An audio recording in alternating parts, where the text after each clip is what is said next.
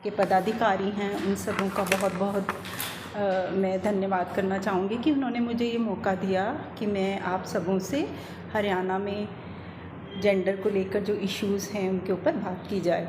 और ये मुझे बहुत अच्छा भी लग रहा है कि कम से कम इन मुद्दों पर इस तरीके से संयुक्त रूप से हम सोचें और उन पर बात करें।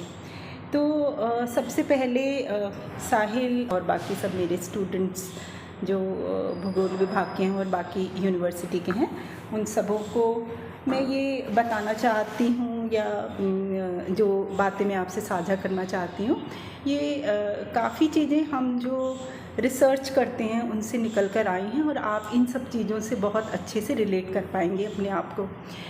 तो महिलाओं की अगर हम बात करें हरियाणा में या वैसे भी बात करें तो महिलाओं के जो मुद्दे हैं वो वर्ल्ड ओवर उनमें बहुत कॉमनैलिटीज़ हैं। ऐसी बात नहीं है कि हरियाणा में महिलाओं के मुद्दे कुछ अलग हैं और भारत में कुछ अलग हैं और संसार के लेवल पर कुछ अलग हैं। उनमें काफ़ी सारी चीज़ों में सिमिलैरिटीज़ है, चाहे वो डेवलप्ड कंट्रीज़ हों, चाहे वो डेवलपिंग कंट्रीज़ हों, और चाहे हमारे देश के बहुत ही विकसित प्रांत हों और या कम विकसित प्रांत हों, उन सबों में महिलाओं के मुद्दों को लेकर बहुत ही आप उनको कह सकते हैं कॉमनैलिटीज़ मिलती हैं। वो कॉमनैलिटीज़ क्या हैं अगर आप देखोगे तो पाओगे, मतलब आप इन सबों को बहुत अच्छे से रिलेट कर पाओगे। अगर मैं अभी एक ऑक्सफैम की रिपोर्ट आई है उसका हवाला दूं तो उसके हिसाब से लगभग, ये मैंने कुछ आंकड़े निकाले थे, 2.7 बिलियन वुमेन जो हैं वो वर्ल्ड ओवर विमेन होने के कारण वो जॉब्स में there are legal provision that they can not access those jobs. मतलब मैं हिंदी में ही आपसे बात करूँगी, लेकिन कहीं कहीं अगर आप बाइलिंगुअल भी अगर मैं हो जाऊँ, लेकिन मैं चाहूँगी कि हिंदी में बात करूँ। तो 2.7 बिलियन विमेन वर्ल्ड ओवर पूरे संसार में कानूनन तरीके से वो एक्सेस नहीं कर पा रही हैं जॉब्स में, इक्वल अपॉर्चुनिटी उनको नहीं है। और इसके अलावा भी अगर हम देखें महिलाओं के जो मुद्दे हैं, वो वायलेंस का जो मुद्दा है, जो विमेन एब्यूज़ का जो मुद्दा है, जो बातें हैं वो वर्ल्ड ओवर हैं। उनके चैलेंजेस जो हैं इक्वालिटी को लेकर, तो वर्ल्ड ओवर अगर आप देखेंगे कि चाहे वो विकासशील देश हैं और चाहे वो बहुत ही विकसित देश हैं, उन सबों में जो औरतें हैं वो वायलेंस का शिकार होती हैं, वो एब्यूज़ का शिकार होती हैं, वो ओवरवर्कड हैं। अपनी जो हर तरीके के काम वो करती हैं लेकिन उनका काम इनविजिबल होता है, मतलब उसके काम की गणना नहीं है जो वो काम करती हैं। इसके अलावा अगर आप देखेंगे ह्यूमन राइट्स के इशू हैं, हेल्थ के इशू हैं और फियर ऑफ वायलेंस है, मतलब बहुत तरीके के फियर हैं उसमें। फ्रीडम फ्रॉम फियर जो आप कह सकते हो, फियर बहुत तरीके का है, तो वो फियर से छुटकारा पाना, किसी भी तरीके के डर से छुटकारा पाना कि उनके साथ कब किस वक्त क्या हो जाए, तो ये एक वर्ल्ड ओवर विमेन इस बात से परेशान रहती हैं। या हम ये भी कह सकते हैं कि जो एनेबलिंग एनवायरनमेंट है, यानी कि जिसमें एक इंसान पूरी तरीके से विकसित हो पाता है, उस एनेबलिंग एनवायरनमेंट का ये सेक्शन ऑफ सोसाइटी के लिए ना होना, वो एनेबलिंग एनवायरनमेंट ना होना, ये भी वर्ल्ड ओवर एक बहुत बड़ा मतलब विकसित देश हों या विकासशील देश हों, दोनों में ही विमेन ये फेस करती हैं कि वो एनेबलिंग एनवायरनमेंट की कमी पाती हैं। और अगर मैं देखूं, मतलब ये मैंने आपको बताया कि मोटे मोटे ये मुद्दे आप वर्ल्ड ओवर इनमें इतनी समानता है कि यहाँ पर भी आपको देखने को मिलेंगे, और जो विश्व के बिल्कुल, जिनको हम सभ्य देश कहते हैं, जो विकास जिनमें पर कैपिटा इनकम ज़्यादा है, उनमें भी विमेन इसी तरीके के चैलेंजेस को फेस करती हैं। लेकिन अगर इनके साथ इन सभी मुद्दों के बारे में अगर इनके साथ में कुछ और चीज़ें, जैसे कि अगर आपकी लड़कियों की पेट्रियार्कल सिस्टम में अगर वो रहती हैं, या अगर पुरुष बहुत एजुकेटेड नहीं हैं, या उनकी कम उम्र में शादी कर दी जाती है लड़कियों की, ऐसी सोसाइटी, या ऐसी सोसाइटी जहाँ पर लड़के के पैदा होना बहुत बड़ी बात मानी जाती, सन प्रेफरेंस है, या आप कह सकते हो कि ऐसी सारी सोसाइटी जहाँ पर एजुकेशन का लेवल कम है, पुरुषों का भी महिलाओं का भी, और ऐसी सारी सोसाइटी जहाँ पर उसको डिसीजन मेकिंग में कोई उसको जगह नहीं दी जाती, उसको कोई उसकी बात की कोई अहमियत नहीं समझी जाती। अगर सोसाइटी में इनमें से कोई भी एक प्रेवलेंट हो, तो जो ये मैंने आपको पहले वाले मुद्दे बताए थे कि ये सारे मुद्दे विमेन फेस करती हैं, तो अगर सोसाइटी में ये सब चीज़ें भी हों तो उन सारे मुद्दों को पार पाना, उन सारे मुद्दों से लड़ना महिलाओं के लिए और भी मुश्किल हो जाता। मतलब मैंने आपको बताया कि वायलेंस एक मुद्दा है, हेल्थ का उसका इशू है, फियर का इशू है, उसके एब्यूज़ का इशू है, ठीक है, वो ओवरवर्क हैं, उनके काम की कोई कदर नहीं है, और उसके काम की कोई मान्यता भी नहीं है कि तुम काम कर रही हो, मतलब काम माना ही नहीं जाता कि तुम काम कर रही हो, चाहे वो सुबह से लेकर शाम तक काम करे।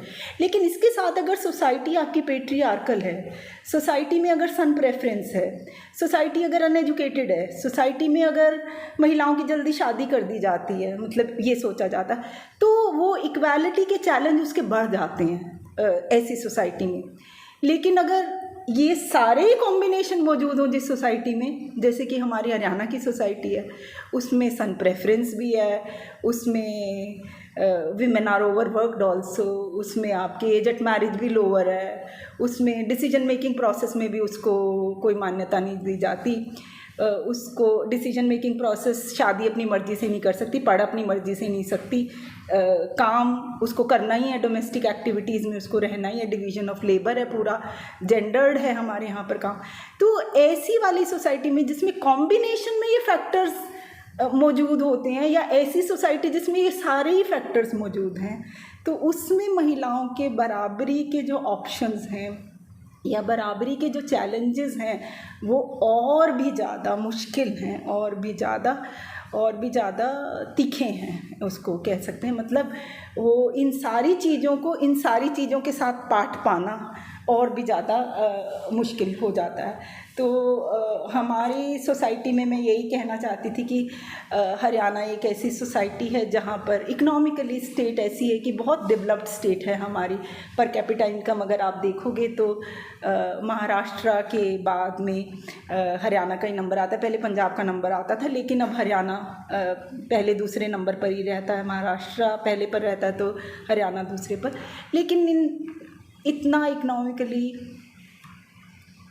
प्रॉस्परस होने के बाद भी जो महिलाओं की स्थिति है यहाँ पर, उसमें आप बहुत अलग तरीके का डिस्क्रिमिनेशन या डिस्पैरिटी जो है वो आपको देखने को मिलती है। मैं आपको ये भी बता दूँ कि डिस्क्रिमिनेशन होता क्या है।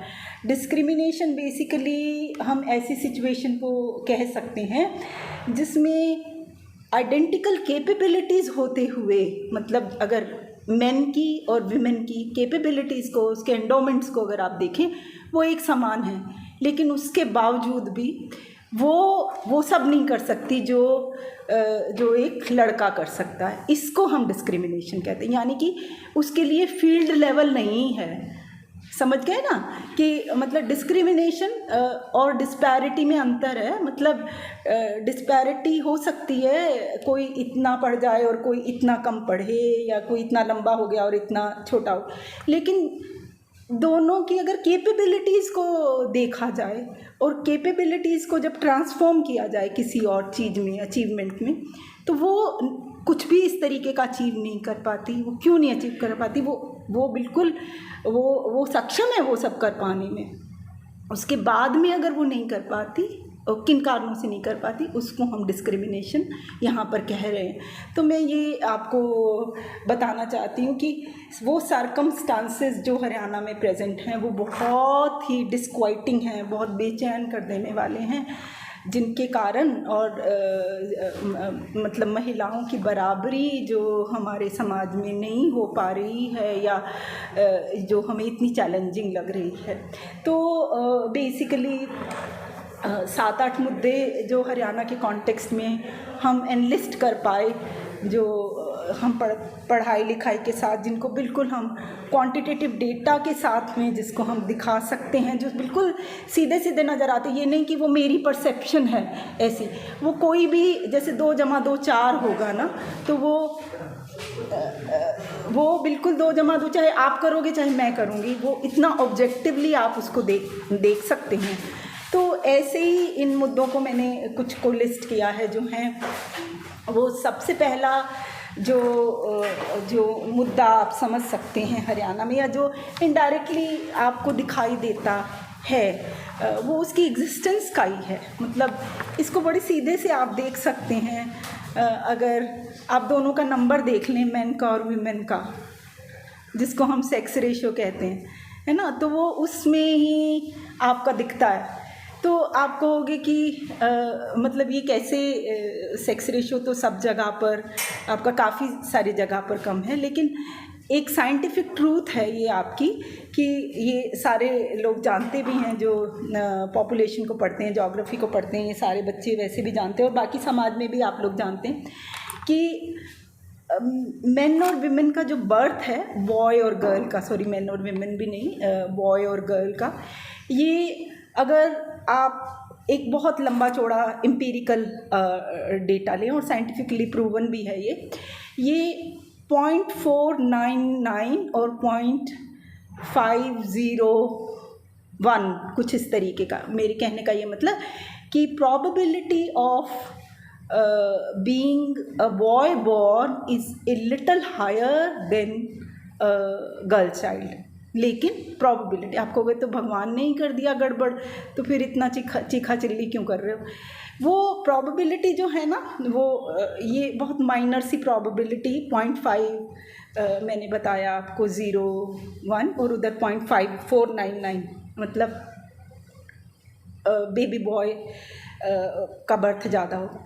लेकिन नेचुरली ये भी बायोलॉजिकल है कि गर्ल्स जो हैं, they are more hardier as compare to baby boy. तो 6 महीने आते आते तक या 1 साल होते होते तक जो मेल मतलब बेबी बॉय की जो मोर्टेलिटी है वो कंपैरेटिवली ज़्यादा है as compare to your female baby girl. तो 1 साल होते होते तक जो ये प्रोबेबिलिटी है ना 0.49 और 0.51 की, ये 1 साल होते होते तक बराबर हो जाती है, क्योंकि गर्ल्स आर बायोलॉजिकली हार्डर। ठीक है, लेकिन हम देख क्या रहे हैं, देख ये रहे हैं हमारी जनसंख्या में, मतलब मैं बहुत ही छोटा सा आपको आंकड़ा बता रही हूँ, उसका मैग्नीट्यूड आप करके देख सकते हैं। जो हमारी करोड़ों की जनसंख्या, 137 करोड़ जो हम हैं, तो और मेरी अपनी पॉपुलेशन में भी, हरियाणा की पॉपुलेशन में भी, तो जो आपका सेक्स रेशियो है वो बहुत ही डिस्टॉर्टेड है। डिस्टॉर्टेड मतलब 860 फीमेल हैं as compare to your 1000 boys के ऊपर 860 फीमेल हैं। अब अगर देखो, इसको मैं थोड़ा सा और आपके साथ में डाइसेक्ट करना चाहती हूँ इस डेटा को। अगर हम 0 से 6 का सेक्स रेशियो ले लें, अब ये 868 जो मैं बता रही हूँ ये ओवरऑल है पूरा। इसमें ये भी बात शामिल है कि विमेन लिव लॉन्गर एज उनकी लाइफ एक्सपेक्टेंसी मेल की लाइफ एक्सपेक्टेंसी से थोड़ी सी ज़्यादा है।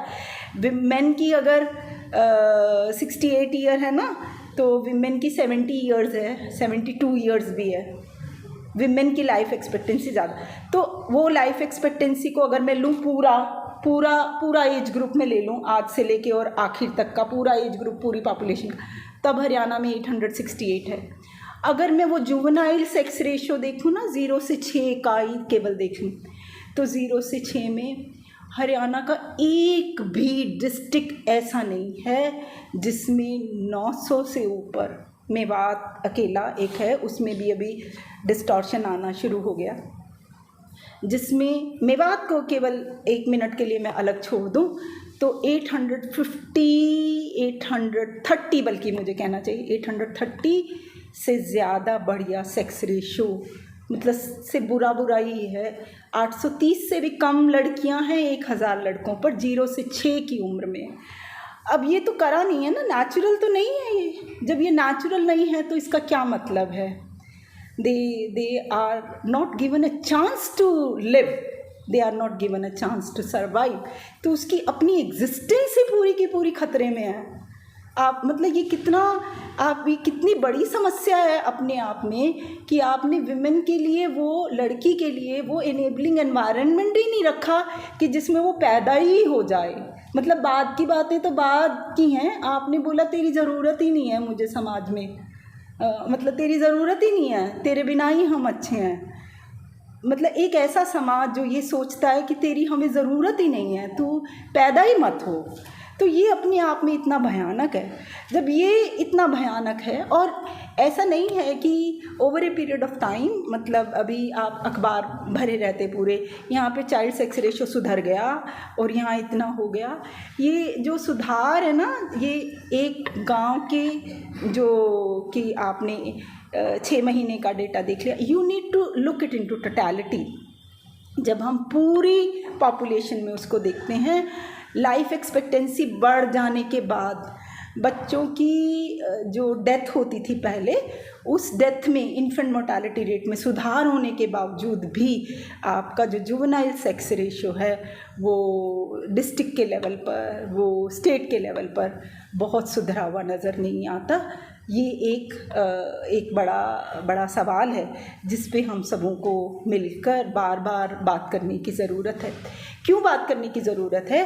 क्योंकि जो ये एडवर्स सेक्स रेशियो है, ये जो डिस्टॉर्टेड सेक्स रेशियो है, ये अपने आप में बीमारी तो दिख रही, लेकिन ये बहुत सारी और बीमारियों का सिम्टम है। ये मतलब ये नहीं है कि ये सुधार दिया, गवर्नमेंट क्या कह रही है कि सेल्फी विद डॉटर फलाना कर लो, ये सेक्स रेशो सुधर। जब तक आप उसकी जो मूलभूत संरचना है ना, मूलभूत जो चीज़ें, उनको सुधारोगे नहीं, तब तक ये ऊपर ऊपर की लीपा पोती से वो है ना, मैंने पुताई कर दी और सीलन दब गई, वो हाँ, वो समाज आपका इतना ऐसा हो गया है कि जिसको वो पसंद ही नहीं आ रही लड़कियां, और 1-2-4 लड़कियां पैदा भी हो गई तो वो कुछ खास उसमें मदद कर नहीं पा रहा है। और मैं एक और बात आपको बता दूं कि मेवात जो मैंने आपको बोला कि वहाँ पर सेक्स रेशो, ये बड़ा ट्रिकी सा मामला है, थोड़ा सा ये भी समझने की ज़रूरत है कि जब हमारा बर्थ ज़्यादा होता है, नंबर ऑफ़ चिल्ड्रन ज़्यादा बॉर्न होते हैं किसी भी पॉपुलेशन में, तो वो मेवात में बेसिकली बर्थ रेट ज़्यादा है। तो बर्थ रेट ज़्यादा होने के कारण आपका सेक्स रेशो भी थोड़ा सा बेटर, मतलब जब हमारे 4 या 5 बच्चे हो रहे हैं ना, चलो कोई बात नहीं, एक लड़की भी हो गई। लेकिन अब क्या हो रहा है, when we are squeezing our families, छोटी कर रहे हैं ना हम, तो वो जो स्क्वीज़ कर रहे हैं ना हम, 2 बच्चे होने चाहिए या 1 बच्चा होना चाहिए, उसमें हम बलि किसकी दे रहे हैं? उसमें हम बलि लड़की की दे रहे हैं। तब हमें लड़की नहीं चाहिए, तब हमें एक ही बच्चा चाहिए ना, तब हमें लड़का ही चाहिए, ठीक है, तब हमें लड़की बिल्कुल नहीं चाहिए। तो ये जो डिस्टॉर्टेड पैटर्न, वही मैं आपको बोल रही हूँ कि ये जो सेक्स रेशो है, ये थोड़ा सा ट्रिकी भी है इसको समझना। और ये सेक्स रेशो, ये सिम्टम है, ये अपने आप में बीमारी तो है, लेकिन ये बहुत सारी और बीमारियों का सिम्टम भी है। तो जब आपका सेक्स रेशो एडवर्स होता है तो आप देखते हो कि क्राइम अगेंस्ट विमेन आपका बढ़ जाता है। जब क्राइम अगेंस्ट विमेन बढ़ता है तो हम कहते हैं लड़की को सिक्योरिटी देने के लिए, उसको सेफ गार्ड करने के लिए आप इसको क्यों, इसकी मोबिलिटी रिस्ट्रिक्ट करते हो, आप उसको जल्दी ब्याह देते हो कि ये देखो मैंने सिक्योरिटी कर दी, इसका हस्बैंड जाने अब आगे इसकी देख रेख मैंने तो संभाल लिया जितना।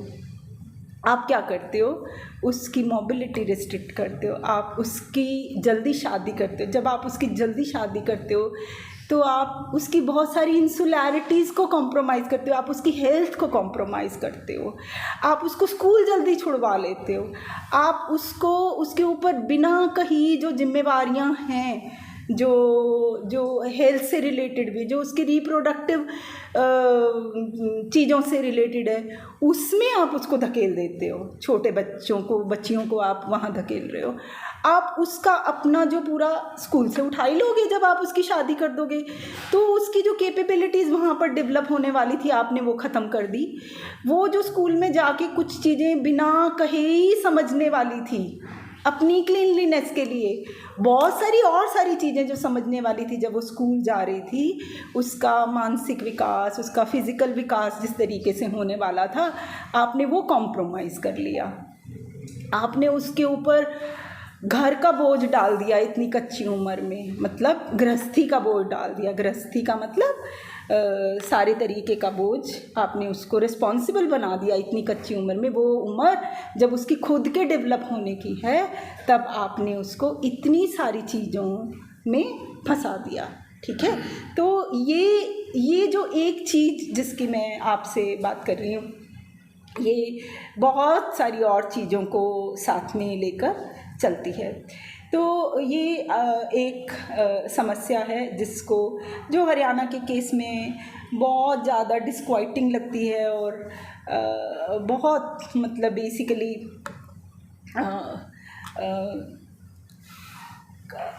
काफ़ी मतलब इससे आपको लगता है कि ये सब हमारे इस प्रदेश में जो इतना आर्थिक रूप से विकसित है, ये इस तरीके का कैसा रह गया। तो मैं आपको कुछ चीज़ें और इसके साथ में जोड़ के बताना चाहती हूँ कि सेक्स रेशो का डिक्लाइन करना या विमेन को इस तरीके से कॉम्प्रोमाइज़ करना, ये सारे जो मुद्दे हैं, इसमें अगर हम पढ़ें लोगों को, जैसे जीन ड्रेस को पढ़ें या बहुत सारे और सोशल साइंटिस्ट हैं जिन्होंने इस पर काम किया है, तो 3 मुख्य रूप से एक्सप्लेनेशन दी हुई होती हैं। वो कहते हैं कि ऐसे सारे प्रदेश या प्रांत जहाँ पर फूड सिक्योरिटी नहीं है या पुअर है, वहाँ पर, या पॉवर्टी बढ़ गई किसी कारण से, वहाँ पर सेक्स रेशो कम हो सकता है, क्योंकि लड़की को एक बोझ माना जाता, दहेज भी दिया जाता। और दूसरा एक्सप्लेनेशन दिया जाता है कि अगर हेल्थ केयर फैसिलिटीज़ डेवलप ना हो तो भी लड़कियां, क्योंकि मेन के लिए तो आप चले जाओगे, लड़कियों को 0 to 1 की एज ग्रुप में, मतलब जैसे मैंने आपको बताया कि इन्फेंट मोर्टालिटी आपकी शिशु की ज़्यादा होती है, उस तरीके से। तो जिन ऐसी सारी जगह जहाँ पर हेल्थ केयर फैसिलिटीज़ पे खर्चा कम होता हो या विकसित ना हो, वहाँ पर ये पाया जा सकता है। और तीसरी बात, कल्चरल एक्सप्लेनेशन इसकी दी जाती है। तो हरियाणा के केस में पहले 2 बातें, फूड सिक्योरिटी वाली बात, न्यूट्रिशन वाली बात, इसको तो सिरे से हम खारिज कर देते हैं कि पॉवर्टी कुछ बढ़ रही हो, ऐसा तो नहीं दिखने में आता ना। हेल्थ केयर इंफ्रास्ट्रक्चर ऐसा भी नहीं है कि बिल्कुल ही ड्विंडलिंग अवस्था में अफ्रीका बना हुआ, ऐसा भी नहीं है। ठीक है, तो तीसरी चीज़ हमें जो कल्चरल है, जो इसकी मूलभूत संरचना में जो महिलाओं को, बच्चियों को, लड़कियों को निगलेक्ट करने की जो चीज़ है, वो ही हमें बहुत कायदे से, मतलब यहाँ पर प्रैक्टिस्ड है, वो दिखाई देती है कि आर्यन जो किनशिप सिस्टम है, वो द्राविडियन किनशिप सिस्टम से ज़्यादा पेट्रियार्कल है। और ये लड़कियों की कदर आर्यन किनशिप सिस्टम में अपने आप से ही उनको ज़्यादा महत्व नहीं दिया जाता। तो इस कारण से, और जो अगर हम इसको स्टैटिस्टिकली रिलेट करके भी देखें तो जो लो सेक्स रेशो है उसका कोरिलेशन कोफिशिएंट आपका जो चाइल्डहुड मोर्टालिटी में फीमेल की जो मोर्टालिटी है उसके साथ भी, और मैटरनल मोर्टालिटी के साथ में भी बहुत ज़्यादा स्ट्रॉन्ग कोरिलेशन कोफिशिएंट निकलता है। मतलब ये बात बताता है कि लो सेक्स रेशियो आपका विमेन को, अगर वो वहाँ से बच जाएं, पैदा हो जाएं, तो क्योंकि विमेन की जो एज और उसका जो लाइफ साइकिल है वो इस तरीके का है कि जो 20 से लेके 35 तक की एज ग्रुप है उसमें she is again at risk of her life due to child birth. तो उसका मैटरनल मोर्टालिटी भी बहुत हाई है। जहाँ लो सेक्स रेशियो है, जहाँ हाई सेक्स रेशियो, वहाँ नहीं है ऐसी बात। ठीक है, तो वो भी इसके साथ में उसका कोरिलेशन बहुत ज़्यादा है, यानी कि केयर उसकी यहाँ भी नहीं है और केयर उसकी वहाँ भी नहीं है, उस स्टेज पे भी नहीं है लाइफ के। और इस कारण भी इस रीजन में हम कह सकते हैं कि जो आपका फीमेल का सेक्स रेशो है इन 2-4 कारणों से इस स्टेट में आपका ज़्यादा डिस्टॉर्टेड है। तो इसको समझने की ज़रूरत है और इसके लिए उपाय करने की भी बहुत ज़्यादा ज़रूरत है, क्योंकि क्या हो जाता है कि जब हमारा सेक्स रेशो कम होता है तो उसका पूरा डाउनवर्ड स्पाइरल चलता है। मतलब ये नहीं है कि उसको ख़त्म करने के लिए आपको कुछ चाहिए, मतलब अकेला सेक्स रेशो अपने आप में क्या करेगा, वो सेक्स रेशो जिस जिस सोसाइटी में कम होगा वहाँ पर क्राइम अगेंस्ट वीमेन ध्यादा होगा। अगर क्राइम अगेंस्ट वीमेन ज़्यादा होगा तो जैसे मैंने पहले बताया कि उसकी सिक्योरिटी को ध्यान में रखते हुए उसकी शादी जल्दी हो जाएगी, कर देंगी वो सोसाइटी। अगर शादी जल्दी हो जाएगी तो उसका एजुकेशन चला जाएगा, एजुकेशन चला जाएगा तो उसका हेल्थ भी, क्योंकि शादी हो गई उसका हेल्थ चला जाएगा, हेल्थ पर भी उसका असर पड़ेगा। उसका हेल्थ अगर असर कर रहा है तो उसकी आने वाली अगली जो संतान है उसके ऊपर भी असर पड़ रहा है। तो वो लो बर्थ वेट बेबी हो रहा है, ठीक है। जब वो लो बर्थ वेट बेबी हो रहा है, एनेमिक हो रहा है, तो ये भी बिल्कुल साइंटिफिक ट्रूथ है कि 0 से 24 महीने की एज ग्रुप में जो आपकी डेफिशिएंसीज रह जाती हैं ना, बाद में चाहे आप घी में नहला लो उस बच्चे को, मतलब उसकी कॉग्निटिव स्किल्स और उसकी जो डेफिशिएंसीज हैं वो मेकअप होने में बहुत समय लगता है, ठीक है। तो मतलब आपको ये जान के भी कंप्लीट हैरानी होगी कि हरियाणा जैसे प्रदेश में अगर आप NFHS का सर्वे देखें, नेशनल फैमिली हेल्थ सर्वे का, जिसकी गाहे बगाहे छपती रहती हैं सारी रिपोर्ट्स अखबार में, आप देखोगे 1/3 बच्चे स्टंटेड हैं। 1/3 से भी ज़्यादा, आपके 35% बच्चे स्टंटेड का क्या मतलब, जितनी उनकी एज और हाइट है उसके हिसाब से उनका भार नहीं है और उनकी हाइट नहीं है, ठीक है। और जितना उनका हाइट है उसके हिसाब से उनका वेट नहीं है, और जितना उनका एज है उसके हिसाब से उनका वेट नहीं है, वेस्टिंग है। तो ये तीनों चीज़ें मतलब 35%, 28% और 19% वेस्टिंग, स्टंटिंग, मैल न्यूट्रिशन जिसको हम कहते हैं। तो ये कोई अफ्रीका थोड़ी है, लेकिन हरियाणा जैसे प्रांत में भी अगर आपको बच्चों की ये दशा मिलती है, जिसका मैंने बोला कि ये सिम्टम है आपका और बीमारी कहीं और है, तो वो जो सिम्टम है वो आपकी दूसरी जनरेशन, तीसरी जनरेशन में भी आपका दिखाई दे रहा है। तो ये आपकी एक बड़ी बात है जिसको मैं बताना चाहती थी। दूसरी समस्या जो इतनी ही आपकी ज्वलंत है, वो है बेसिकली हम ये कह सकते हैं कि एडोलेसेंस जो एक एज होती है ना, एडोलेसेंस 15 से 14-15 के बाद 19-20 तक जो एज है आपकी टीन वाली, जो वो सारी सोसाइटीज़ में कहीं पर भी आप देखें वर्ल्ड ओवर, वो ऐसी एज होती है जिसमें नए चीज़ें आप सीखते हो, आपके लिए नए एवेन्यूज़ खुलते हैं लाइफ के।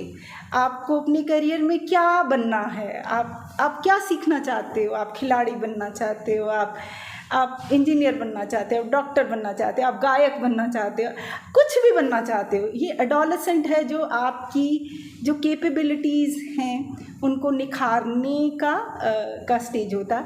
और ये वर्ल्ड ओवर जो जितनी भी डेवलप्ड सभ्य सोसाइटीज़ हैं जहाँ पर कैपिटा इनकम ज़्यादा होती हैं, उन सारी सोसाइटीज़ में एडोलेसेंट आपका करियर के विस्तार का, आपके डेवलपमेंट के विस्तार का समय और स्टेज होती है। लेकिन हमारी सोसाइटी में एडोलेसेंट का मतलब है रिस्ट्रिक्शंस, ठीक है। लड़की को अब घर से जाने ना दो, इसकी मतलब तो जाएगी, ये हमारे में वो लिमिट करने का पीरियड आ गया एडोलेसेंट का एज।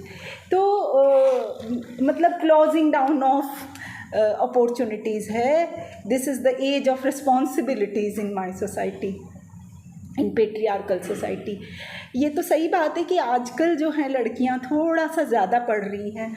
आपको हर हायर एजुकेशन के इंस्टीट्यूट में लड़कियां आपको दिखाई देंगी, लेकिन वो जो लड़कियां आपको दिखाई दे भी रही हैं हायर एजुकेशन में, दे आर जस्ट बीइंग, उनका कोई उनकी उनकी उनकी एजुकेशन का कोई इकोनॉमिक वैल्यू बहुत ज़्यादा नहीं है। दे आर बीइंग टॉट, क्योंकि पढ़ी लिखी लड़कियों का मार्केट बढ़ जाएगा थोड़ा सा शादी के लिए। मतलब they are no longer, uneducated girl is not required. Okay, उसकी पढ़ाई लिखाई का, उसकी अपनी इकोनॉमिक वैल्यू जो सोसाइटी में है उससे कोई ख़ास ज़्यादा लेना देना अभी भी नहीं है, despite the fact that you find more girls in higher education, जिसको मैसिफिकेशन ऑफ हायर एजुकेशन कह रहे हैं आजकल। और फर्स्ट जनरेशन लर्नर्स में भी आप देखोगे कि लड़कियों को पढ़ा रहे हैं, लेकिन स्टिल उसकी इकोनॉमिक वैल्यू आपकी कम है। और आप अभी भी पाएंगे हरियाणा में कि मैं अभी पीछे एक स्टडी पढ़ रही थी जिसमें बताया गया कि अभी भी हालांकि 2021 का डेटा हमारा बिल्कुल नहीं आया, हम बहुत सारी चीज़ों के लिए या तो सैम्पल सर्वे पे डिपेंड करते हैं या 2011 के डेटा पे डिपेंड करते हैं, लेकिन फिर भी 1/3 जो लड़कियां हैं आज भी वो 12 से 16-17 साल में सारे ही डिस्ट्रिक्ट में, मतलब north is performing better than the south Haryana, लेकिन अभी भी मतलब 1/3 लड़कियां आपकी कम उम्र में शादी उनकी कर दी जाती है। और जो बेसिकली जो मैं आपको बात कह रही थी कि एडोलेसेंट की जो उम्र है जो अपॉर्चुनिटीज़ को खोलती है, वो अभी भी हमारे समाज में एक मुद्दा है कि एडोलेसेंट होने के बाद में आपको आपके तरीके से विकसित होने के वो सारे एनवायरनमेंट दिए जाएं, उसकी आज भी हमें कमी नज़र आती है। ऐसा नहीं है कि पूरे भारत में ऐसा, आप केरल को ले लीजिए, तमिलनाडु को ले लीजिए, द्राविडियन स्टेट्स जितनी भी हैं वो सारी ले लीजिए, आप नॉर्थ ईस्ट की स्टेट्स ले लीजिए, है ना। तो एजुकेशन के साथ में वेस्ट बंगाल ले लीजिए आप, तो एजुकेशन तो बढ़ रही है हमारे यहाँ भी, नो डाउट इन इट, लेकिन वो एजुकेशन ट्रांसफॉर्म नहीं हो रही। आपके जो सोसाइटी के जो इश्यूज़ हैं कि आपने पढ़ा तो दिया लड़कियों को, लेकिन पढ़ाने के साथ उसका किसी डिसीजन मेकिंग में उसका कोई रोल हो जाए, ऐसा कुछ नहीं है। उसके ऊपर उसके काम की मान्यता कर लें आप, ऐसा कुछ नहीं है। उसको आप क्राइम से छुटकारा मिल जाए, ऐसा नहीं है, ठीक है। तो ये आपका अर्ली चाइल्ड मैरिज जो है, जो विमेन की हेल्थ के लिए और उसके एजुकेशन दोनों को अफेक्ट करती है, ये भी एक बहुत बड़ा मुद्दा है, क्योंकि ये सारे के सारे इनकी इंटर कनेक्शन हैं और इंटरसेक्शनैलिटीज़ हैं, ठीक है। तीसरी जो चीज़ मैं आपको कहना चाहती हूँ, मतलब ये भी आप इसके साथ में रिलेट करके बहुत अच्छे से देख सकते हैं कि जहाँ जहाँ पर एज एट मैरिज आपकी कम है, वहीं वहीं उन सोसाइटीज़ में मैटरनल मोर्टेलिटी रेट भी बहुत ज़्यादा है। अगर आप केरल को देखें, मैं अगर विकसित देशों की बात करूँ तो 8 पर लाख विमेन आपका 8 मैटरनल मोर्टेलिटी रेशो है। केरल में अगर आप देखें तो वो 40 के आसपास है, 40 भी बहुत ज़्यादा है। लेकिन अगर आप उत्तर प्रदेश बिहार देख लें तो वो 180 है, और अगर आप हरियाणा देख लें तो वो भी आपका 100 के आसपास है, 100-120 के आसपास।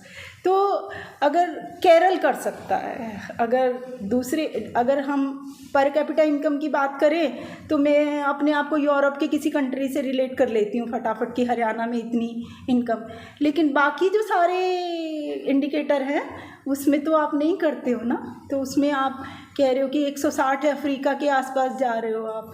तो आपकी एजुकेशन, आपकी जो हायर एजुकेशन में भी जो लड़कियां आ रही हैं उसको हम ट्रांसफॉर्म नहीं कर पा रहे हैं सोशल तब्दीली के लिए, जो एक बड़ा कॉज ऑफ कंसर्न है। Even state like Himachal Pradesh, जहाँ पर आपकी इतनी तरक्की भी नहीं हुई है, लेकिन समाज का बेसिक ढांचा अलग है।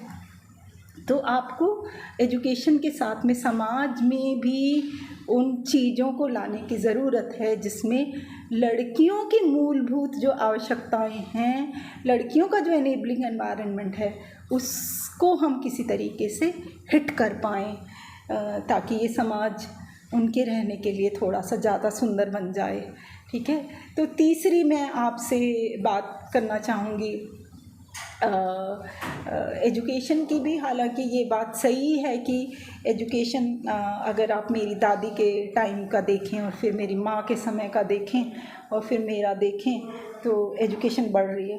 लेकिन मैं ये बात आपको बिल्कुल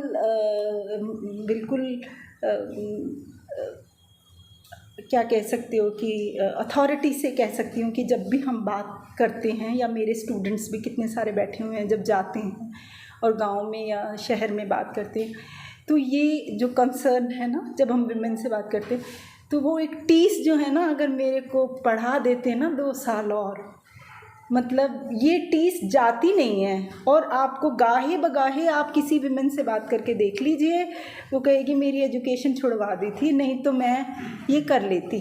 तो मतलब एजुकेशन, हालांकि आज के दिन थोड़ा ज़्यादा खुला है, बच्चों को भेज रहे हैं, लेकिन उसके बाद भी रिस्ट्रिक्शंस हैं।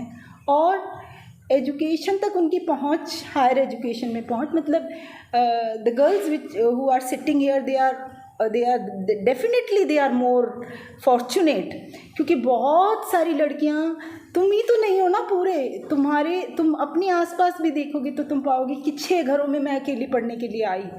तो वो जो 6 घर की और लड़कियां हैं ना, उनसे कभी आप बात करके देखो, कुरेद के देखो, तो ये एक बहुत बड़ी टीस है कि मेरे को पढ़ने के लिए नहीं भेजा मेरी।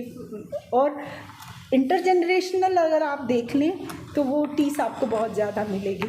तो ये जो रूरल और अर्बन एरिया का गैप, नॉर्थ और साउथ का गैप, ईस्ट और वेस्ट का गैप हरियाणा में, ये बहुत ज़्यादा अभी भी मार्मिक है। अभी भी आपको एजुकेशन में, ये गर्ल्स के एजुकेशन में ख़ास तौर पर ये गैप अभी भी आपको दिखेगा।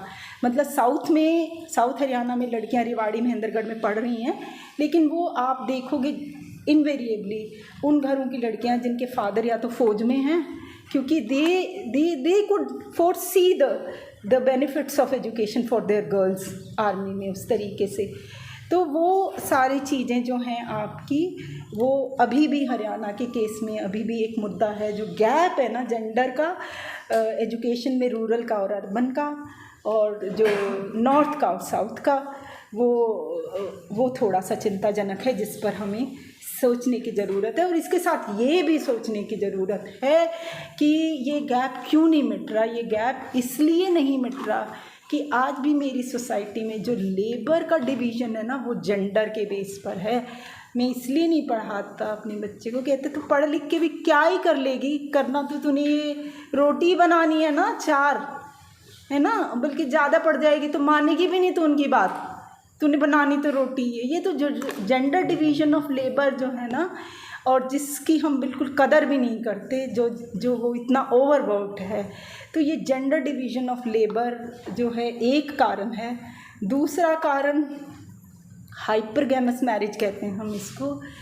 और हाइपरगैमस का मतलब है अपने से ऊपर वाले को मैंने लड़की देनी है ना, अपने बराबर वाले में भी नहीं देनी।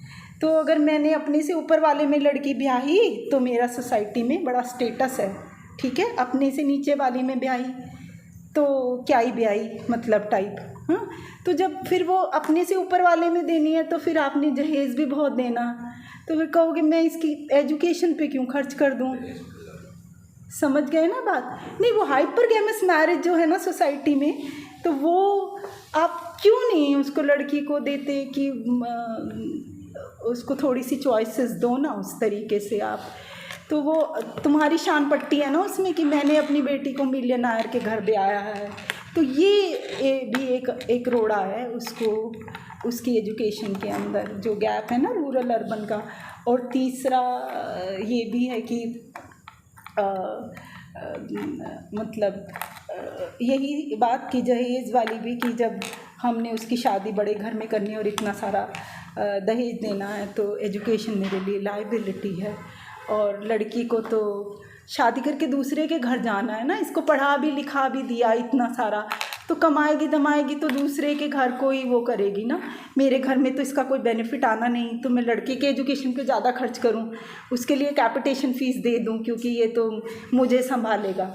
ठीक है, तो वो एक्सोगैमी और हाइपरगैमस मैरिज जो दोनों हैं, ये भी हमारे समाज में जो ये प्रैक्टिसेस हैं, cultural practices, they are also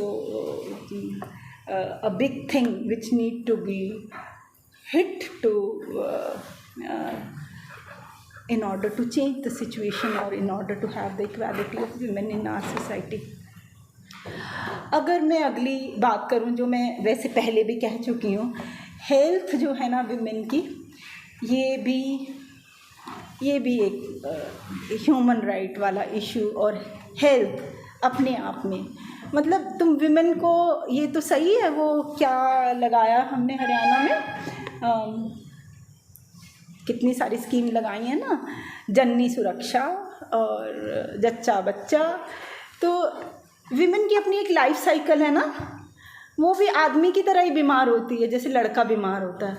तो उसकी हेल्थ को तुम केवल तभी क्यों तुम्हें याद आती है जब तुम्हारा जच्चा जननी सुरक्षा प्रोग्राम के टाइम ही क्यों आपको याद आती, वो भी उतनी तरीके से उसको बुखार होता है, उसको भी उसके लाइफ साइकिल की अप्रोच आप क्यों नहीं के बारे में आपका सोसाइटी का, स्टेट का क्या प्रोविज़न है। Rather I would like to say कि गर्ल्स लेडीज़ जो हैं आपके 50 की एज में, they are more prone to some kind of disease which men are not. वो क्या है, उनका कैल्शियम जो डिप कर जाता है तो उसमें हिप फ्रैक्चर उनको बहुत ज़्यादा होते as compare to men. They are prone to cervix cancer, they are prone to breast cancer, and they are prone to so many other diseases which are alien to men, which are not there for men. So when you are providing for her health, or if you are really concerned about her health, you are not concerned about the जच्चा बच्चा scheme only, है ना।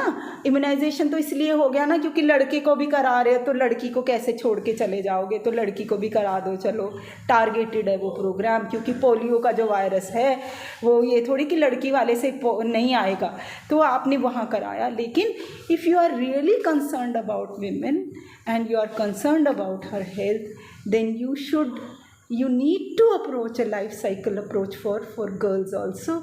And at different stages of their life, they are prone to different diseases. And if you are providing, you are not supposed to provide only that help.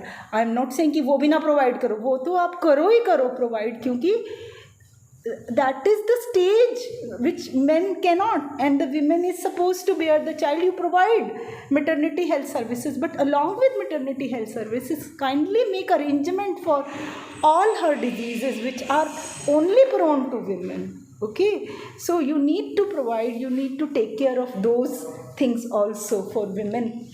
And that is also one big issue in case of Haryana, where we are just ignorant and we just overlook these kind of health problems of women. Okay, अगली जो ज़्यादा बड़ी समस्या है, मेरी एक student इसके ऊपर काम कर रही है PhD थीसिस में।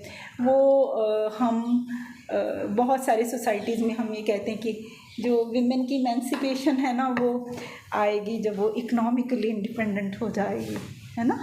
तो कमाल देखिए हरियाणा में, मतलब प्रेम चौधरी को आपने सबों ने पढ़ा होगा, किसी न किसी तौर पे सुना भी होगा उनको। तो उन्होंने काफ़ी लिखा है इसके ऊपर, और एक उन्होंने लिखा है आर्टिकल, मेरी स्टूडेंट भी यहीं बैठी हुई है हिमांशी, और वो आर्टिकल का नाम है low paid and high work participation and low valued, under valued, मतलब कुछ। क्या आपको लगती है हरियाणा में औरतें काम नहीं करती? हरियाणा में औरतें सुबह उठ के और रात के सोने तक काम करती हैं, लेकिन मैं अगर उसका वर्क पार्टिसिपेशन रेट बता दूं तो आप गश खा के गिर सकते हो पक्का। कितना है? 9% वीमेन हरियाणा में काम करती हैं। 9%, 100 में से 9। ये कौन सी वीमेन है? जो पेड है, जो पेड नहीं, लेकिन वो रिकॉर्ड ही इतनी कर रहा है। नेशनल सैम्पल सर्वे ऑर्गेनाइजेशन रिकॉर्ड ही कर रहा है ना, 9% काम कर। 9% वो वाली हैं जो पेड हैं, सैलरीड हैं, ठीक है। और उसमें वो भी काउंट कर रहा है, कौन सी वाली? जो काम कर, मतलब जो बिना पैसे के भी काम कर रही हैं, वो भी काउंटेड है ना। एग्रीकल्चर में भी जो काम कर रही हैं वो भी काउंटेड हैं, ठीक है। तो आप ये सोच लो कि हमारा कितना सारा काम जो है ना वो अनपेड के अलावा अनरिकॉग्नाइज्ड भी है। जो ये जितना डंग वर्क है ना, जो लाइव स्टॉक से रिलेटेड जितना सारा काम है, किसी आदमी को देखा गोबर पाते हुए? कभी देखा है डंग वर्क करते हुए? ये कौन करता है? वो दैट इज़ नॉट वर्क। तो एक दिन छोड़ देना सारा ये काम, कैसा हो जाएगा घर? This is not work, this is domestic work. Domestic, तुम खाना खाते हो तो तुमको ये काम करना ही है, ठीक है। मतलब डोमेस्टिक वर्क को भी बहुत सारी सोसाइटीज़ ने 2 तरीके से डिफाइन करा हुआ है। कैसे? एक अपनी कंजम्पशन के लिए आप काम करते हो, जो मतलब अपनी कंजम्पशन के लिए आपने अपने लिए रोटी बना ली। एक जो दूसरे के लिए जब आप काम कर रहे हो ना, तो जिसका कोई वैल्यू है, economic value, that is all considered into work, ठीक है। तो डेफिनेशन के तौर पे हमने सुधार दिया उसको एनएसएसओ में, लेकिन ये सब डेफिनेशन सुधार से दूर के बाद भी हरियाणा में 9% औरतें हैं, जो धीरे धीरे वैसे डिक्लाइन होके 24% थी पहले। ये होते ये PLFS का जो एनएसएसओ का सर्वे, जिसके डेटा के ऊपर हम बहुत क्वेश्चन नहीं करते, बहुत अच्छा डेटा जिसको हम मानते हैं, तो उसमें आपका फीमेल लेबर फोर्स पार्टिसिपेशन 9% है। गैप देखेंगे ना मेन और वुमेन का, वो बहुत ज़्यादा है। तो बेसिकली इसको इस तरीके से हम समझ सकते हैं कि जो इकोनॉमिक डेवलपमेंट के साथ में महिलाओं को जो अपॉर्चुनिटी मिलनी चाहिए थी ना काम की, और ये बात सही है कि काम महिलाएं over a period of time decline हुआ है। डिक्लाइन इन द सेंस कि जो पेड वर्क में भी जो महिलाएं थी ना, जो मैं 24% आपको कह रही हूँ, it reduce to 18% in 2011-12 and in 2017-18-19 it has further reduced to 9%, जो मैं बता। ये बात सही है कि उनके जो पेड वर्क भी था या जो एग्रीकल्चर में भी जो काम करती थी वो डिक्लाइन हुआ है। उस डिक्लाइन को कई चीज़ों से एसोसिएट किया जाता है, जैसे टेक्नोलॉजी आपकी आई, तो पहले टेक्नोलॉजी आई तो बटन ही दबाना है ना, बहुत सारी चीज़ों में आपका मशीन से जो काम करना है, कटाई का काम, तो पहले देवर इन्वॉल्व इन फील्ड, जो हाथ से कटाई होती थी। अब जो थ्रेशर से कटाई होती है, man is working more as compare to women, तो वो विड्रॉल है उसका, मतलब खेती से भी विड्रॉल। लेकिन खेती और इन सारी चीज़ों से विड्रॉल के बाद भी ओवरवेलमिंगली उनका जो पार्टिसिपेशन है वो डोमेस्टिक ड्यूटीज़ में जाता है। मतलब they will be caring for the sick, they will be looking after all kinds of activities which is in the home, और despite the fact कि women are more educated, और education बढ़ रही है और काम घट रहा है, काम में पार्टिसिपेशन घट रहा है, तो वो क्या दिखाता है? वो भी अपने आप में एक बड़ा सोचने की बात है कि ऐसा क्यों हो रहा है। मतलब हम पढ़ लिख के भी ये नहीं चाहते कि, मैं चाहती हूँ मेरे घर में खाना भी बनाए, सवेरे 5 बजे भी उठ जाए, है ना, और हाँ, तो ये सारी चीज़ों में फिर वो लड़की कहती मैं क्यों पीसूँ 4 बार, तो मैं तुम्हारे घर का ही काम कर लेती हूँ। डोमेस्टिक ड्यूटी में ओवरवेलमिंगली ज़्यादा प्रपोर्शन है आपके गर्ल्स का या लेडीज़ का as compare to earlier years, ठीक है, which is very very worrisome कि एजुकेशन होने के बाद भी if they are more and more involve into home duties और domestic duties, then your social transformation का जो प्रोसेस है, जो एजुकेशन के साथ में, जो इंफ्रास्ट्रक्चरल डेवलपमेंट के साथ में, जो आपके इकोनॉमी के डेवलपमेंट के साथ में होना चाहिए था, वो नहीं हो रहा। ठीक है। तो ये एक मुद्दा है जो हरियाणा के कॉन्टेक्स्ट में देखने को मिल रहा है। मेरे को लगता है मुझे काफ़ी समय हो गया, तो मैं एक दो और छोटी छोटी बातों पर सरसरी तौर से आपको बताना चाहूँगी। जो दो बड़े इम्पॉर्टेंट मुद्दे हैं जिस पे हम सबों को बात करनी चाहिए, वो है क्राइम अगेंस्ट विमेन। वो बिल्कुल डिस्क्वाइटिंग तरीके से बढ़ रहा है, ख़ास तौर पे हरियाणा में, ठीक है। अगर मैं आपको इसके आंकड़े मिल जाएंगे, क्राइम अगेंस्ट विमेन का एक क्राइम इन इंडिया करके एक वॉल्यूम हर साल निकलता है और हर साल का डेटा वो दर्ज करता है। अगर उसमें आप over a period of time वो ग्राफ बनाएंगे तो आप देखेंगे हरियाणा इंडिया से, अगर आप 1990 का ही केवल देख लें, 90 मैंने साल दर साल का डेटा मैप किया है, 91, 92, 93, 94 करते करते ऐसे 20-30 साल का डेटा हो गया ना, तो 91 से वो क्राइम स्टैटिस्टिक्स आ रही, क्राइम ब्यूरो ऑफ इंडिया देता है वो स्टैटिस्टिक्स। तो ये ऑल इंडिया एवरेज से 1990-91 में ऑल इंडिया एवरेज से थोड़ा नीचे ही होता था, 1-2 पॉइंट, और इसमें इतना शार्प इंक्रीज़ है 2000 के बाद में कि वो इट हैज़ सरपास्ड। वो जो डेटा है, मैं ये नहीं कहती वो डेटा अपने आप में फुल है, वो बिल्कुल फुल नहीं है, ठीक है, क्योंकि उस डेटा की अपनी फैलेसीज़ हैं। फैलेसीज़ क्या हैं कि जहाँ पर रिकॉर्डिंग अच्छी होगी वहाँ पर वो ज़्यादा रिकॉर्ड हो जाएगा, और जो रिपोर्ट ही नहीं कराएगा तो रिकॉर्ड नहीं होगा, ठीक है। तो आप माने सबसे कम पे बिहार है, तो इसका ये मतलब बिहार में क्राइम नहीं होता, विमेन पे बहुत होता है, लेकिन रिपोर्टिंग नहीं है, ठीक है। और सबसे बढ़िया रिपोर्टिंग जो जहाँ पे सबसे ज़्यादा एजुकेशन है वहाँ पर है, ठीक है। तो इस सारी चीज़ों को कांस्टेंट मानते हुए कि ये तो है ही है, ये टिप ऑफ द आइसबर्ग है जो मैं बता रही, लेकिन अगर मैं इसका रेट निकालूँ, रेट का क्या मतलब है, पर लाख विमेन अगर मैं वो क्राइम, वही जो क्राइम दे रखा है, वो क्राइम में हरियाणा 17वें 18वें नंबर पर आता है, मतलब ऊपर से बहुत नीचे है, ठीक है। तो जो एजुकेशन जहाँ पर बेहतर है वो स्टेट्स में ज़्यादा रिकॉर्ड हो रहा क्राइम, लेकिन अगर मैं उसकी यूनिट चेंज पर लाख विमेन करके देखूं तो वो ऑल इंडिया एवरेज से 100 पॉइंट ज़्यादा है, 100 पॉइंट, कैन यू इमेजिन। और वो इतना शार्पली इंक्रीज हुआ है, जबकि रिकॉर्डिंग बहुत कम है। रिकॉर्ड विमेन के अगेंस्ट जो क्राइम होते हैं उनकी रिपोर्टिंग बहुत पुअर है। उस पुअर होने के बाद भी अगर आप गैप देखेंगे तो क्राइम में, विमेन क्राइम में आपका जो ग्राफ है ना वो बहुत गड़बड़ तरीके से बढ़ गया है, हाँ। और ये अपने आप में बहुत ज़्यादा डिस्क्वाइटिंग पिक्चर है। और इसी पे क्राइम पे भी मैंने एक PhD थीसिस कराई थी, और उस अगर कॉम्पोजिशन देख लो ना क्राइम का, कॉम्पोजिशन से मेरा मतलब है वो सारे तरीके के क्राइम देख लो, दहेज वाला और डोमेस्टिक देख लो।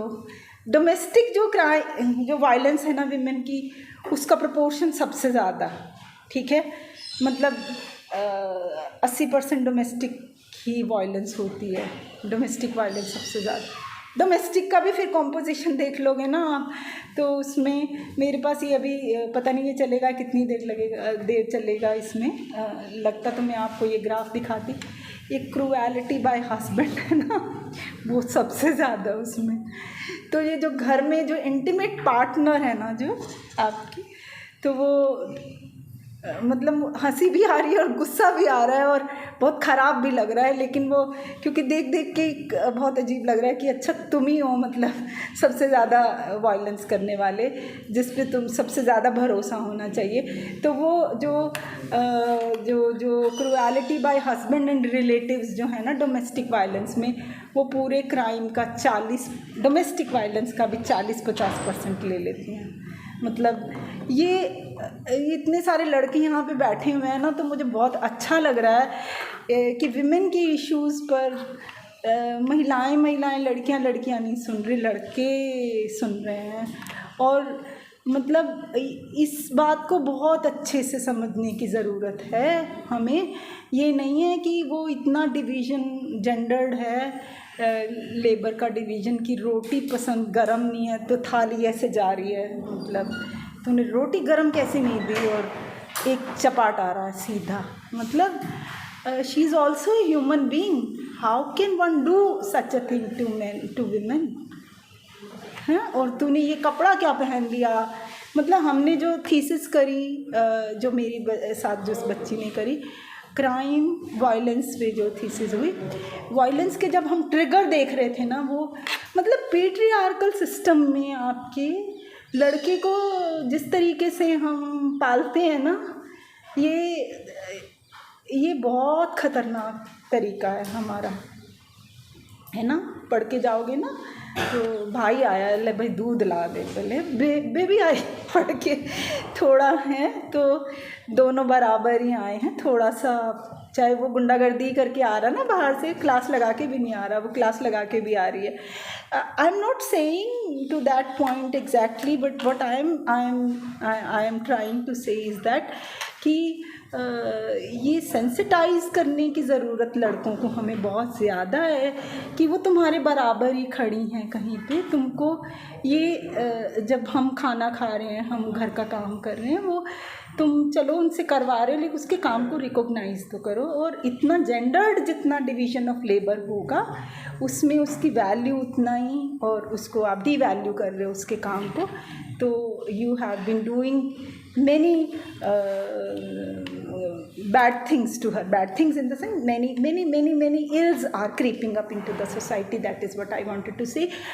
So there are so many other crimes which are there in the society, like abduction, kidnapping है, dowry death है, rape है, मतलब insult to modesty of women है, और ये सारे क्राइम जो आपकी जो वायलेंस के तरीके हैं। और वर्बल वायलेंस तो मैं आपको रिकॉर्ड ही नहीं कर रही उसमें, ठीक है। ये तो जो रिकॉर्डेड वायलेंस है ना, जो थाने में दर्ज हुए, ये केवल उसके बिना पर है।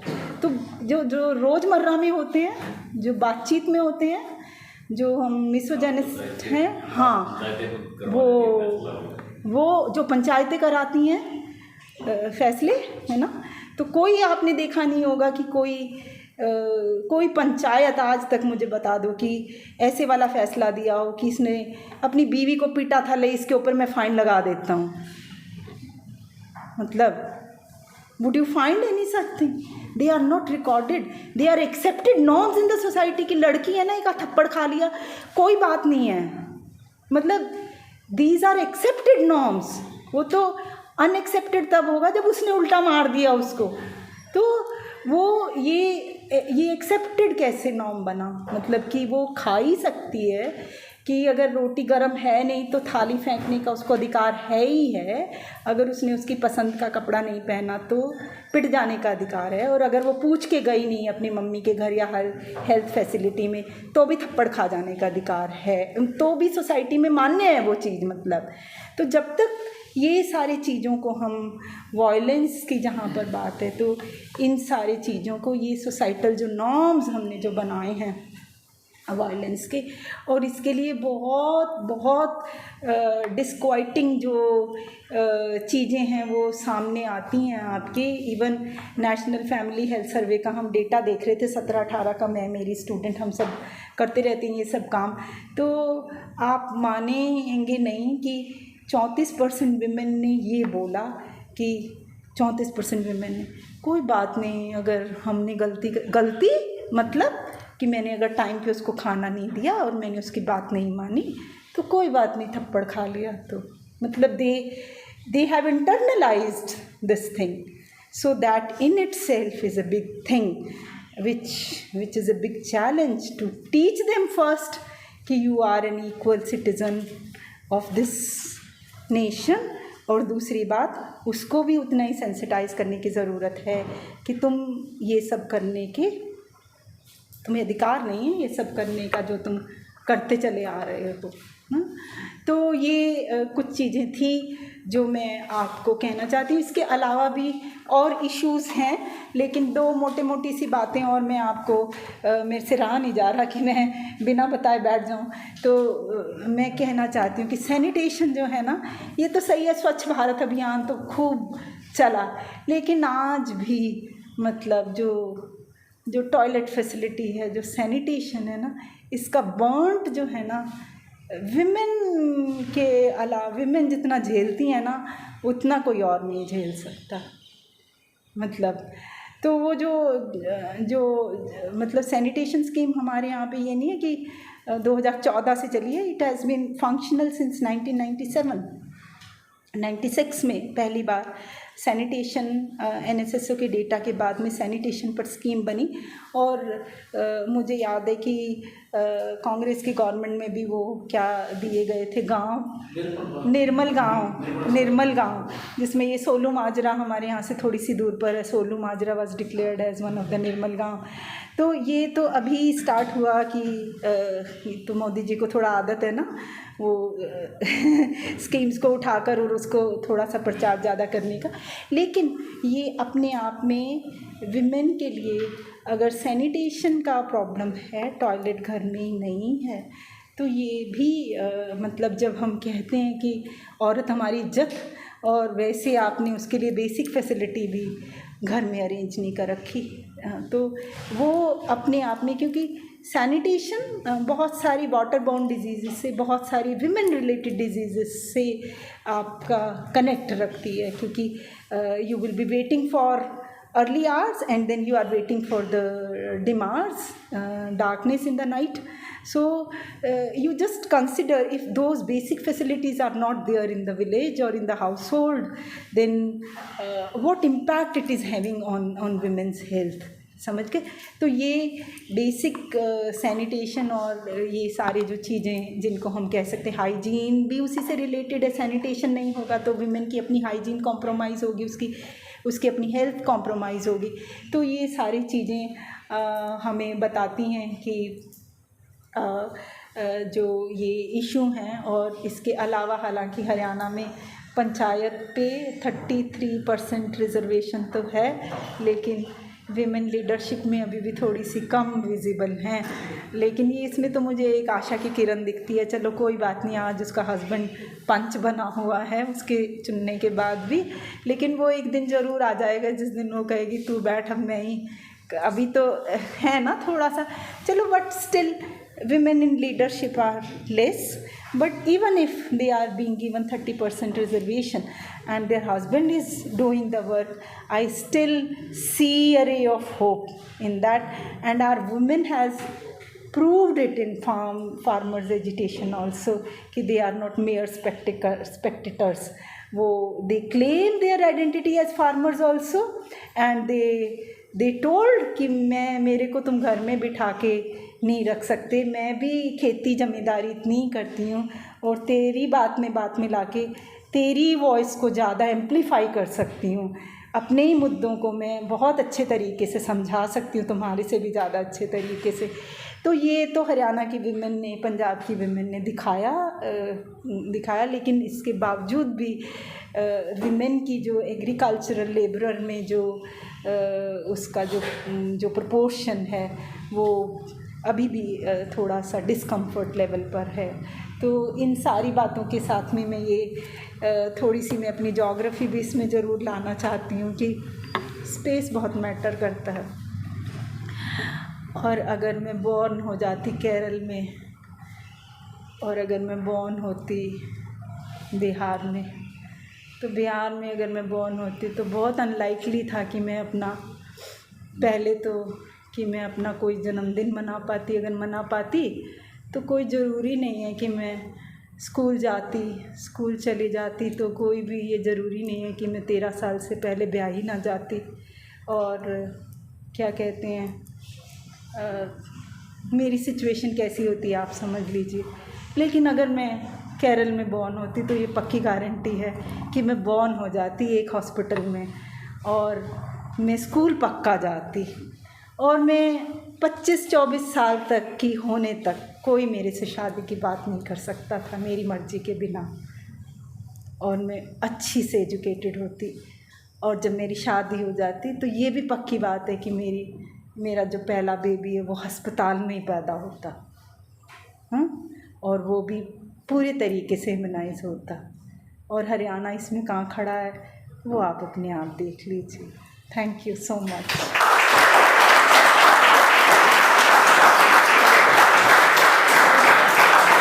जिम्मेवार है अकेला एक सिस्टम हमने बनाया जिसको हम पेट्रियार्कल सिस्टम कह रहे हैं।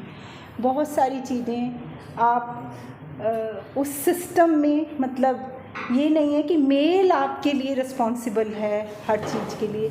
इस सिस्टम को विमेन भी उतने ही तरीके से चला रही हैं। अगर आप कांदियोती को पढ़ें, या मैं वैसे ही बताऊं आपको कि आपके घर में एक अच्छी बहू वो होगी, अच्छी सास वो होगी, ससुर तो ये कह के चला गया, अच्छा इसने घूंघट नहीं कर रखा था, देख तेरी बहू ने घूंघट नहीं करा तेरे सामने, ऐसे ही बोल के चली गई तुझे, वो तो कह के चला गया ना। नाउ इस पेट्रियार्कल सिस्टम को इम्प्लीमेंट कौन करवा रहा है? ये पितृसत्तात्मक सिस्टम जो हमने बनाया, उसमें मेल एज सच उसका दुश्मन नहीं है। वो सिस्टम यू हैव क्रिएटेड, और उस सिस्टम को जब हम चला रहे हैं तो वो सिस्टम जब तक हम उसको हिट नहीं करेंगे, उसको तोड़ेंगे नहीं, उसमें ट्रांसफॉर्मेशन नहीं करेंगे, तो लड़की की अवस्था को बदलना हमारे लिए मुश्किल होगा। समझ रहे हो? तो मैं ये नहीं कहती कि वो पितरात्मक जो संस्था है वो बिल्कुल रिजिड है, वो रिजिड नहीं है, उसमें चोट लग रही हैं। वो चोट लगी तभी तो ये लड़कियां पढ़ने आ गई, तभी तो इनके सिर में दुपट्टा नहीं है, तभी तो ये बोल पा रही हैं, ये नौकरियों में भी जा रही हैं, ये दंगल भी खेल रही हैं।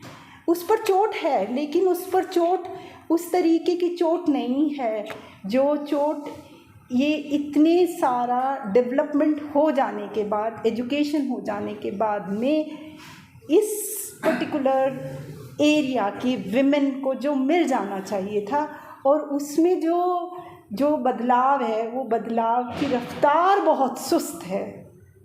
समझ रहे हो? तो ये मेरे कहने का, या ये इस पूरे विचार विमर्श का, men alone is not responsible for the system which we have made, जिसको हम पितरात्मक समाज कह रहे हैं।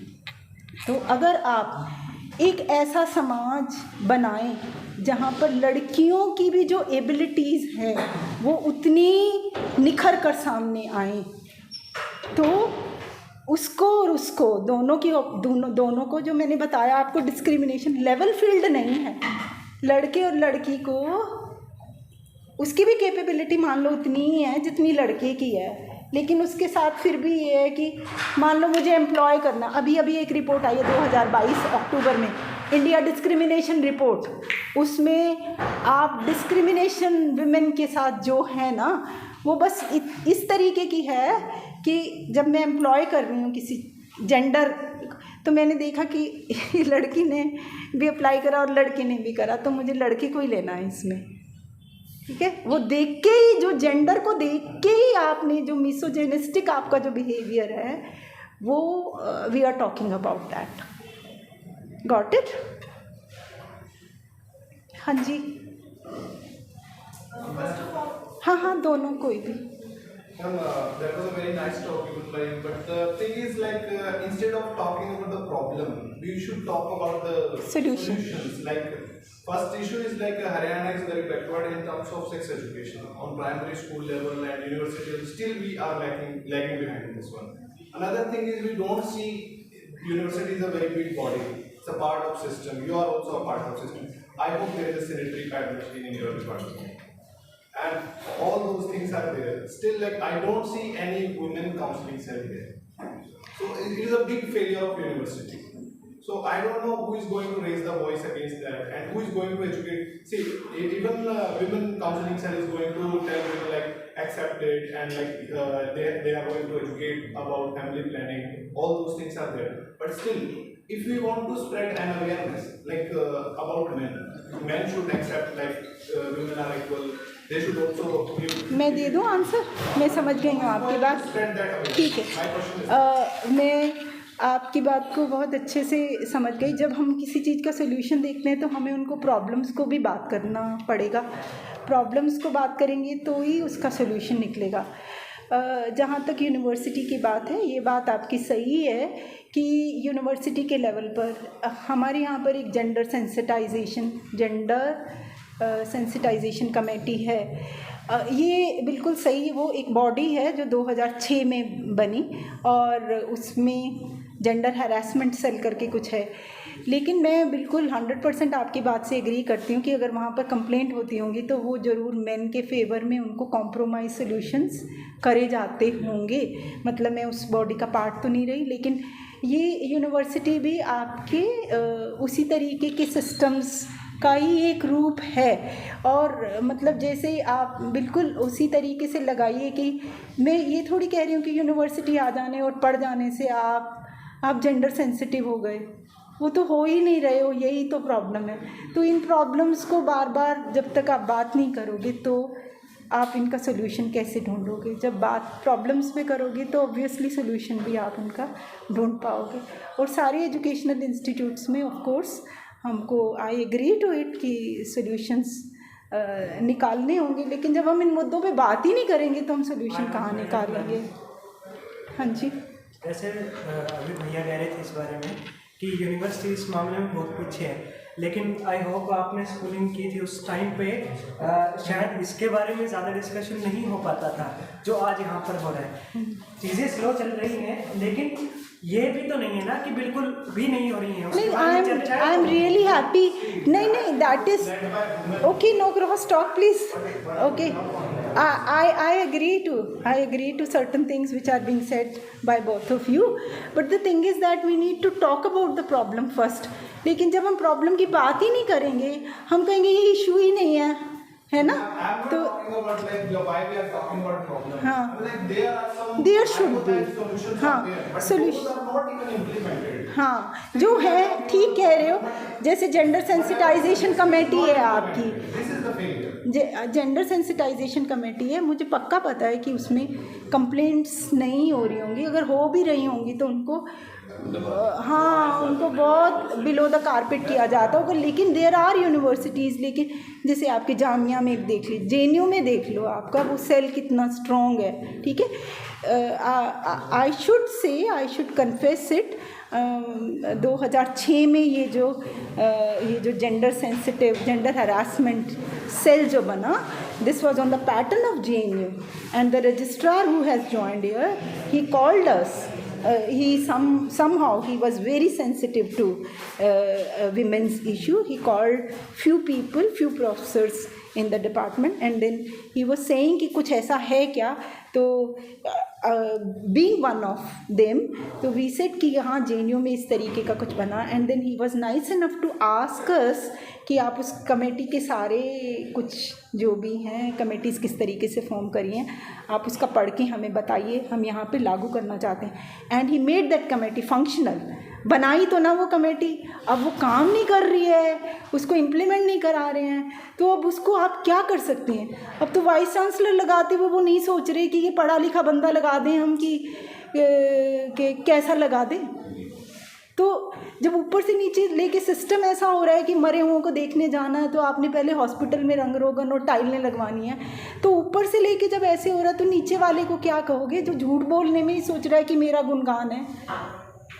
What we can do at best, we can discuss it, we should find the solution, but given the system, you find your bechargi, lachargi, whatever you may say it, that is the thing which is there. हाँ जी please, आपका नाम बताओ पहले। Okay, in which department? Very good. First of all, thanks a lot for a very enlightening talk. Again, for me, this is very new, coming from Punjab to Haryana and getting to know about the issues as far as gender is concerned. So one is already familiar with Premchand's work that we have already mentioned. So मेरे इसमें दो सवाल थे। एक तो ये कि जैसे आपने mention किया सेक्स रेशियो का, उस मसले पे क्या ऐसा है, क्या हमारे पास कोई ऐसा डेटा है जहाँ पर हम कास्ट वाइज, क्योंकि कास्ट का अदरवाइज तो हमारे पास कोई डेटा होता है, गवर्नमेंट में जो भी गवर्नमेंट का डेटा आता है वो कास्ट वाइज तो एज सच नहीं होता। Definitely for schedule caste we have that data, but as far as sex ratio is concerned, I was interested in knowing how the pattern is different as far as you know इधर in south. vis-a-vis vis-a-vis you can say other general category. Okay. दो हालांकि मैं हरियाणा में vis-a-vis Jats देखना मतलब अगर वो data हो कहीं हमारे पास, देखो कास्ट वाइज तो नहीं मिलेगा कि जाट का और उसका, लेकिन नेशनल सैंपल सर्वे ऑर्गेनाइजेशन है एक, ऑल ओवर इंडिया वो सर्वे करता है, उसका सर्वे बहुत मान्य है बहुत सारी चीज़ों में, और बहुत सारे लंबे चौड़े सर्वे होते हैं, जैसे नेशनल फैमिली हेल्थ सर्वे होता है, तो वो जितना भी बड़ा सैंपल उठाता है उस सैंपल का भी वो रेशियो निकालता है, मेन और वीमेन की रेशियो। तो हालांकि जो आप कह रहे हो सेंसस करता है ना, ये हमारा एन्यूमरेशन करता है टोटल पॉपुलेशन का, तो वो जो टोटल एन्यूमरेशन करता है वो 2021 का तो हुआ नहीं, तो उसके अलावा NSSO करता है, लेकिन NSSO का थीम बेस्ड सर्वे होता है, उसका ये नहीं होता कि वो टोटल पॉपुलेशन, जिन इश्यूज़ पर पॉपुलेशन सेंसस होता है उन पर वो नहीं करता। हाँ, आप प्राइमरी सर्वे करिए, आपको पता चल जाएगा। हाँ, बट जो मेरा अपना काम कि अभी तक काफ़ी कास्ट पे काम किया है, Dalit among Dalits actually there is less hold of patriarchy and patriarchal structures. Dalit women are much more free when it comes to mobility, when it comes to being economically independent. So the violence rate is definitely probably much more or equal to other communities. तो मुझे लग रहा था कि अगर ये हो तो काफ़ी इंटरेस्टिंग होगा कि कैसे ये डिफरेंट। दूसरा जो मेरे दिमाग में आ रहा था that was like when you talk about culture, जैसे आपने कहा कि 3 फैक्टर्स आपने शुरू में की बात की, उसमें थर्ड वाज कल्चर, कि किस तरह से कल्चर यहाँ का जो है उसमें पेट्रियार्की है, it's a patriarchal culture. But कहीं ना कहीं जो अगर आप जैसे प्रेम चौधरी के काम से मैं वाकिफ हूँ या वैसे भी देखें तो कल्चर का बहुत गहरा लेना देना हमारे स्ट्रक्चर से होता है, मटीरियल स्ट्रक्चर से भी होता है, इकोनॉमिक स्ट्रक्चर से भी होता है। सो मुझे लगता है कि यहाँ पर चाहे वो वुमेन की मोबिलिटी की हम बात कर रहे हैं, क्योंकि आप ज्योग्राफी से हैं, सो स्पेशल जो भी का सेंस में अगर देखा जाए, सो मुझे लगता है कि कहीं ना कहीं कल्चर जो इमर्ज करता है वो यहाँ की जो एग्रीकल्चर बेस्ड अपर कास्ट समाज के जो नॉर्म्स हैं, there definitely there is an impact of these cultural conditions on culture.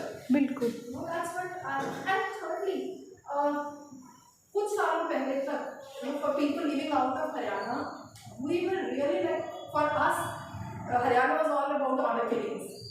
When I was a student in Delhi University, so we would hear news about honor killings. इज्जत मित्री की सत्या बेटियां शायद आप लोगों ने देखी हो honor killings के।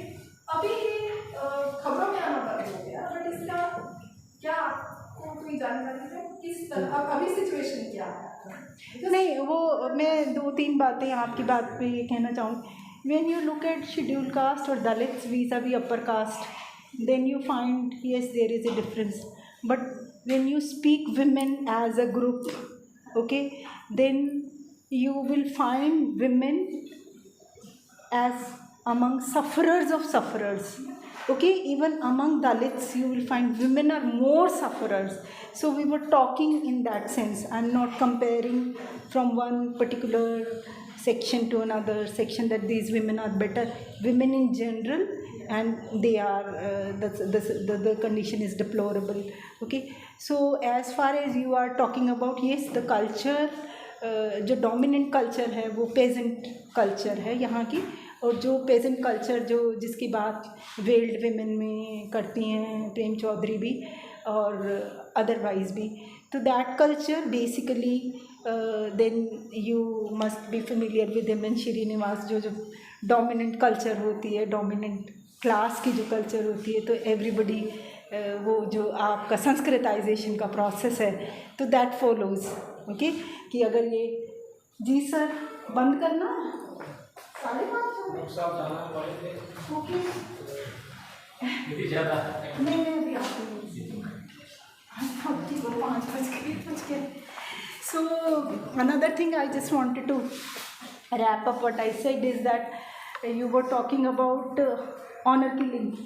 एक जो मेरे ख्याल से जो वो जजमेंट एक आया जिसमें उनको बबली वाला, हाँ, जिसमें उसको बहुत ही अच्छी सी सज़ा दी गई थी.